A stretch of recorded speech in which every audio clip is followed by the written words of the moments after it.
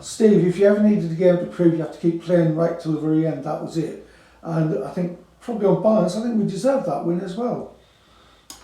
Yeah, travelling up there in the car with a couple of players, we kind of said to each other, like, let's not get ahead of ourselves. Like, Belvedere in good form, haven't lost since we beat them in the Kent Cup. What would actually be a good result here today? And we kind of said, look, we just can't lose. So like, we would have took a draw. That said, when you get into the 7th minute of stoppage time and you're winning, at that point to drop 2 points would have been pretty horrific. So just massive credit to the boys for refusing to lie down and getting us over the line. Yeah, because that was an important win as well. Given their league position and where we are, we needed those 3 points. And to fight for them like that, I think it showed a lot of character to keep going and win. Agree. I feel like the league's so tight, every game, it's massive. You know, we played Holland and Blair the other week, and I think it was 5 points between us. You know, played them guys yesterday, I think there was a point between us. And I think there's 14 points between the playoffs and the relegation zone. So literally, it is just an absolute even though we've gone up, we're probably as near to promotion as we are to relegation. Yeah. It's a ridiculous league at the moment. Just can't ever relax, and I guess everyone wants to be in a competitive league. Although I must admit, I think I'd sometimes prefer it if there was a few easy games. But yeah, it really is open for anyone who can put together a run of form, and you know that's 5 wins out of 6 in all competitions now. So we're in a pretty good place. We've just got to keep getting points on the board. Yeah, because I think that's right. We need to be realistic. That is good form. 5 out of 6 wins is good form. And I think we tend to forget that. Yeah, I mean, granted, I guess because 3 of those wins are in the cups, you know, it doesn't translate to league position, but we've played some good teams in those cups. As I say, that was Belvedere. It was the last time, so I think, you know, the two defeats that we've inflicted on Belvedere, I think are the only 2 defeats they've had in the short term, and they've beaten some good sides. So yeah, likewise we beat Glebe of ours, and again, I think Glebe are the most informed team in the league at the moment. So you know, you can't pretend these cup wins don't count. They're all good. You know, we've beaten a side that were top of the Sussex League for the majority of the season. Yeah, and you said about the league being tight, and I think tight's the perfect word for that first half, because I think we started better than them for the first 10 minutes, and then they took into control. They had more of the ball for quite a while, and that said, what was interesting, they couldn't create anything at all. At least we were creating chances. Our problem was we couldn't get anybody on the end of them. It's like Reg was ripping their number 3 apart every time we got the ball, and was whizzing them in. We just couldn't get anybody in on the end of them all the time. And I think that was a frustrating thing. Again, I guess from a supporter's point of view, sometimes the perspective of how the game's unfolding is different to us as management. We set up a side to be very hard to break down, away from home. And I actually felt probably a little bit contradictory to yourself. I actually thought we was in control. I felt we had 3 or 4 good opportunities where Reg has put the ball across into good areas. I think Reg himself had a very good chance that he put wide. He probably caught it too well. I think every set piece that we had was creating a little bit of pandemonium. And actually, I felt even though maybe they had a little bit more of the ball, but I actually thought we controlled the danger. Yeah, that's what I'm saying. They couldn't do anything when they had the ball. Yeah. When we had the ball, we were creating chances, and it's like a typical one was the one where I can't remember how far it was through the half, where a real scuffle in their goal line, right on the line. It's like somebody's put in. And I'm sure it looked like a handball at one stage. It was going up. There was definitely an appeal for a handball, wasn't there, in the first half? I can recall that now you mention and it was like, I think their goalkeeper was definitely the busier, and that in a way says it all really. It was more. I think Wayne said to me at one point. He said we better not rue these missed opportunities. So the point was there was 3 or 4, and you just felt, well, is anyone going to step up and put it in the net? And thankfully, Feezy. Yeah, because like Feezy did great. Yeah, Kent Team of the Week. Yeah. No, he's not there. He probably will be. Yeah, you know, to be fair, he's in a good range. Well, 3 goals in 3 games. Yeah, him and Reg both contributing again. Yeah. And what more can you do? Like, we've spoken to him about trying to be between the goalposts, following things in, and he's got his reward for doing that. So fair play to him. Broke the deadlock, put us in a controlling position. Felt at half time, the general message was that we felt we had a relative control on the game. Felt if they were going to get back in, it was more likely going to be because of a lapse of concentration rather than a moment of quality. Don't mean that disrespectfully to them, but I thought we had a good handle on them. And as it was a lapse of concentration and a mistake in probably their best period of the game. I mean, I thought we were getting a little bit too deep. I thought we were letting them come on to us a little bit too much. But even so, we've been the massive architects of our own downfall. Because like you say, I think they started at half and they went at us a bit. And they said, and typical, CG jars his leg goes down, he's in out of position so they can run into their position. But to be fair, with that goal, we did have a couple of chances to clear it. Yeah, we did. We don't help ourselves at time. No, that's where we have to get better. I mean, I'd love us, I'd just love to see us keep a couple more clean sheets, like the Larkfield game. Larkfield away, that kind of epitomised that never say die. I mean, we had a never say die attitude because we come back and we got the 3 points yesterday, but just never say die in defending our own goals sometimes. And ironically, some of the best defending I saw right towards the end of the game, we got a flipping penalty given against us where Walder's actually put his body on the line, won the ball beautifully, and that's the kind of defending you want to see, which makes it even harder when it gets penalised. And that's the frustrating thing because, like I said, Jim White arguably had a man of the match game. He had a great game. Heinze did exactly what he normally does. Sidgy again was a great physical presence. And it wasn't like the defence were bad. If anything, we were quite solid, like I say. And then it's just that we always keep getting caught by these other errors and mishaps. Nobody. Sidgy didn't deliberately go down and do his leg. No. But it just happens, and it's like, come on. I mean, it's hard to sort of play out the perfect performance for 99 minutes as it was. And unfortunately, I guess because if we took all our chance, if we were a little bit more ruthless in front of goal, if we were 3 or 4-0 up at the point Sidgy as that situation, then it don't really matter, does it? It becomes a bit like it becomes 4-1 or 3-1. It's like well, it's like a consolation. But because we're always struggling to really take a team and put them to the sword, it always leaves the door open. So like one mistake becomes quite costly. Yeah, but that's true. But again, we did show that because Harry then goes and he gets the lead again, and it wasn't too long after that, and that was because we probably were putting the pressure back on them again. I felt so. I mean, attacking that bottom end second half, which was the side that our dugout was located. I felt it was at times wave after wave of us going forwards, and we were really working their left hand side. I think we had them, H and Reg and actually Lou getting in and around as well. I think we was really causing their left hand side of their defence. Well, I said earlier about the left back, we just ripped to shreds all game. I mean, he had a tough day. Yeah, not going to dispute that. And it was just a question of, it was just crazy. It was just a crazy last 10 minutes, wasn't it? And kind of looked like it was going to be a 2-1 win. So thinking, going to drop 2 points. Well, it did, because I was going to say the rest of the half, they never really threatened at all. Typified by the number 9, who spent the whole of the second half, especially, just whining and complaining to the ref because Jim didn't let him win a single header. He didn't win some challenge. Okay, he scored their goal, but after that, he did nothing and got more and more wound up and was getting more and more frustrated because he couldn't get into the game. I think he had a frustrating day. We've got that back three. Very strong, mobile, that don't really give anyone any change, and it must be hard if you're a lone centre forward and you're just not getting much service. I can understand why the Echo got a little bit frustrated. I'm singling him out, but I don't mean to, because that affected their whole team. They didn't really have a threat. We controlled and managed it. Yeah. And then you go and nick that goal, but after that, we're in control, and then you go into injury time. Well, I think the catalyst. That goal obviously led to Sidge getting injured and having to get withdrawn, which meant we changed the formation.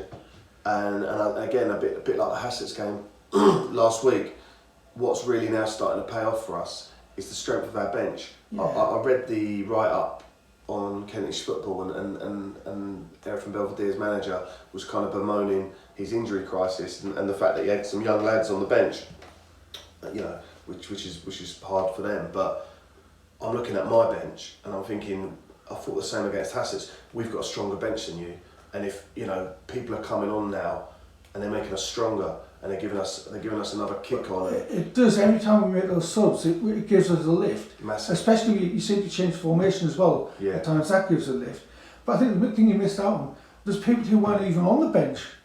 Yeah. You know, that shows how strong. So I think the squad, okay, people might look at last year's and think, oh, maybe it's the starting level was stronger. I don't know that it was, to be honest, but I can see that. But there's no way you can't say the squad's not stronger. No, the depth we've got at the moment is really good, and I actually think that my biggest problem over the coming weeks and months is going to be trying to keep everyone on board, keep everyone happy, because the 7 days are starting to come in.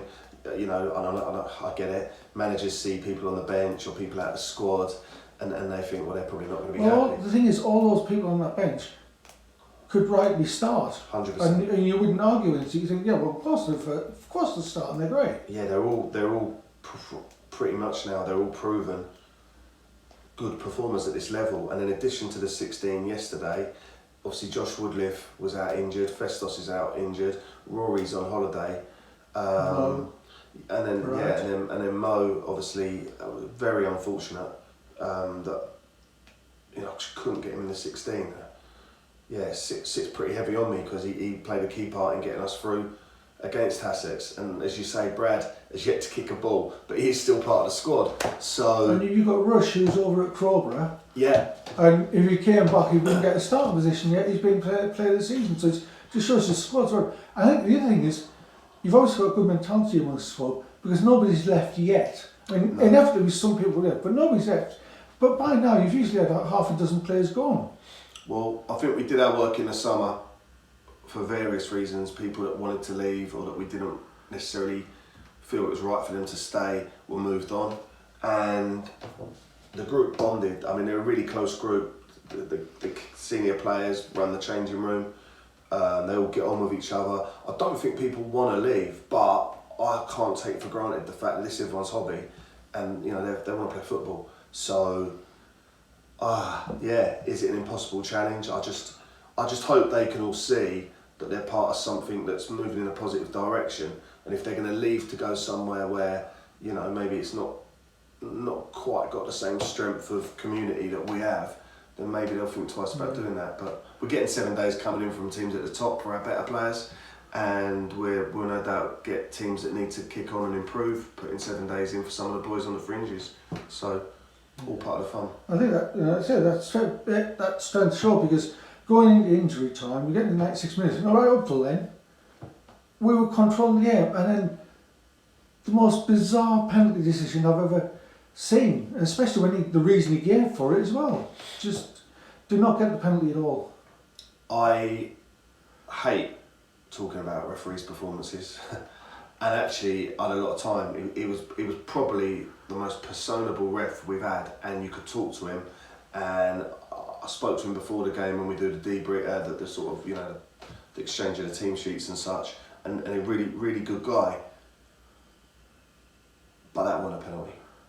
That was not a penalty. We've got the benefit of VO, which is actually huddled, but whatever. We've got the benefit of video, and it's not a penalty.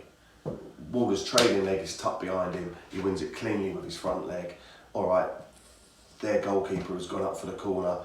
He does get caught on a follow through, but that's inevitable. It's unavoidable. It's a clean win of the ball. Well, didn't the ref say to you that it was the tackle? He was clean and fair. Ball clean, but it was an over-aggressive follow through. Which in my head, because I'm 60 metres at the way at the time, I'm assuming Walter's gone in 2-footed or something. But then when I've watched it back, his training leg is back behind him. He's won it cleanly with 1 foot that's on the floor. Look, we all make mistakes. Thankfully, it didn't cost us. But we've had we seem to have had our fair few share of offside goals that weren't offside with the benefit of the camera. Penalties that maybe weren't penalties. Well, that one definitely wasn't. But look, everyone makes mistakes. I make mistakes. Our players definitely make mistakes. I'm always conscious now. You get these flipping referee protecting Twitter accounts, and I got better things to do than fall foul of them. Well, so I don't really want to go down that road. Well, he was a good guy. He got that one wrong, and I'm sure if I showed him he'd probably say it, but who cares? Yeah, as one-eyed fans would say, though, he got too many wrong during the game. It's like who was it? Was it Ivesy got kicked when he was on the floor? And Ivesy deserves to get kicked. Yeah, a lot of time, might do, but you get kicked on the floor like that deliberately after the event sort of thing, and that's just a yellow. That should have been a straight red. The number of offsides given, it was just frustrating. And I'm sure Erith Belvedere thought he was harsh then, but you just want some consistency and. Do you know what? Right. Do you know what I will? Ideally, you want consistency. You know, ideally, everyone wants to watch a beautiful game of football. You know, I've got people saying how painful it is to watch sometimes. You know, everyone can have an ideal. From my perspective, all I can really ask is that I can have a conversation with somebody where we can respectfully understand, and the referee yesterday was a good guy. So I'm not going to try and pan him for something that ultimately hasn't cost me. Maybe if it had, I'll be not quite as relaxed about it. But look, the biggest thing about all of that is to concede an equaliser in the 97th minute of a game that was only scheduled to have 5 minutes overtime, and then respond for a kick-off that we work on, which led to a long throw that we work on, and to come away with a 3-2 away victory and a team that ain't losing many games. I've got better things to talk about than I think you're right, because that was, like I said, it just showed the character of the team. And like I say, you see the celebration. Every single one of them. In fact, some of the boys that have been subbed, they're all just going delirious. And it was brilliant. I mean, to come back like that after having gone down, but to do it, like I say, with manoeuvres and pieces that we've worked on. And it went in, and we just went, wow. We still didn't know until after about 10 minutes after the game who actually scored it. I saw I think football web pages have credited it to Harry, who took the throw, which quite clearly can't be the case. And well, we thought it might have been Jack, because he was getting hooked. So Jack Gallagher might have been Jack Gallagher. It was like, who scored Josh it? MacArthur was in and around it, but for my money, Heinze's won the flick on. And he deserves it because he's a big part of our set pieces. He had one took off him rightly last week where he got credited with the equaliser, which was Jack. So this week it's only right that he gets his moment in the sunshine. And I just think, you know, you have so many depressing moments as a manager of a football team that everyone involved, you know, that you just need to be able to enjoy. Yeah, it was we never seemed to get breaks like that, but we did last night. Yeah. And it was just, because we said it would have felt like a loss after the way they scored. Massive. And just to come back like that was just so, like we said, it was just joyous. It just shows a resilience which perhaps we haven't always had. Certainly last season. I think I look at this season now, and I look at the resilience the boys showed away at Larkfield when they held on to that 1-0 victory against an absolute torrent from Larkfield. And I look at when we were 2-1 down at Glebe and Jack Gallagher come on and scored in like the 89th minute. And then I look at the Vars last week where, to be honest, it looked all day like someone was going to win that game 1-0 and it wasn't going to be us.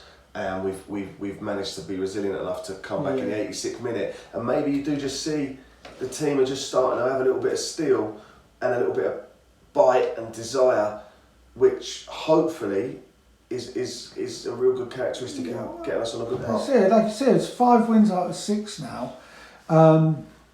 And we go into next weekend's game against Faversham, which in another cup game, and it's going to be tough because it's Faversham and all the money they spend. But we go in thinking, but look, 5 out of 6 games, we've got a good chance here now. You know, we're one of the 4 teams. I think, and I don't mean that sound arrogantly and cocky because I'm setting myself up. Yeah. It's just a statement of fact at the moment. Well, when it brings a bit of confidence, it brings a bit of confidence that we're doing things right. It brings a bit of confidence in the boys, but it can change in the blink of an eye. You know, our next 4 games are Faversham twice, Glebe and Corinthian. You know, I don't think many people are going to be predicting us having a load of green at the end of that little run, but why not? I mean, I think Tommy was there watching us yesterday, and but I think anyone who thinks we're going to be a soft touch is going to be in for a shock. We could lose, we could win, but as long as we fight like that, and as long as we put in, put in displays that you guys can be proud of and actually warrants you getting in your cars and driving up the A2 or the A20, whichever way you come, on a Sunday afternoon, then we're doing all right. Yeah, that's it. I just can't wait now because just want another game to come quickly. Yeah, well there you go. Saturday come round soon. Kent Cup, Faversham. Get everyone up the Den. The cabin hopefully will be linked up, and we'll have a good go at it for you. Can't wait. Cheers. Cheers.